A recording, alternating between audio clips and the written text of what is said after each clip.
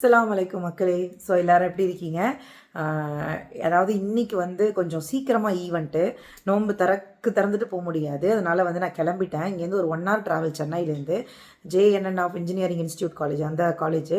So 5 மணிக்கு நான் அங்கே இருக்கணும். அதனால் கிளம்பிட்டேன். நீங்கள் நிறைய பேர் கமெண்ட் பண்ணியிருந்தீங்க, அக்கா கண்டிப்பாக உங்களுக்கு டயர்ட் ஆயிரும்னு.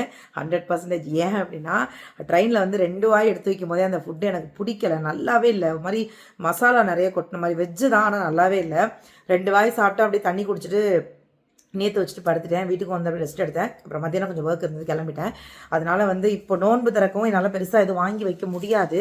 காரணம் அங்கே காலேஜ் நம்ம என்னென்னா குப்பூஸ் மட்டும் வாங்கிக்கிட்டேன். சரி, அதை மட்டும் சாப்பிட்டுட்டு நைட்டு வந்து ஏதாவது, இப்போ என்ன பிரச்சனைனா திரும்ப நைட்டு 11:30க்கு ட்ரெயின் தான்.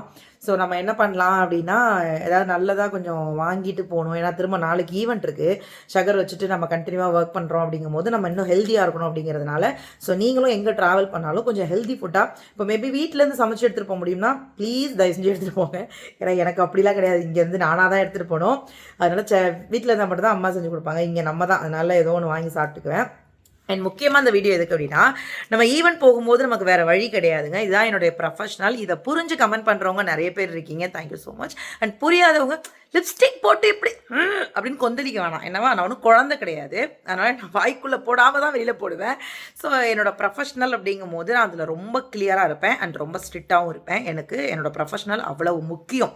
பிகாஸ் இந்த இடத்துக்கு அவ்வளோ ஈஸியாக வரவில்லை. அதுதான் ரொம்ப ரொம்ப முக்கியம். ஸோ அதனால் கண்டிப்பாக வந்து எல்லாருக்காகவுமே ப்ரேயர் பண்ணுவோம். எல்லாருக்காகவும் துவா செய்வோம். நீங்கள் கண்டிப்பாக நோன்பு திறக்கும் போது என்ன அப்படிங்கிறத எனக்கு கமெண்ட் பண்ணுங்கள். நான் கண்டிப்பாக எல்லாரோடதையும் படித்து பார்ப்பேன்.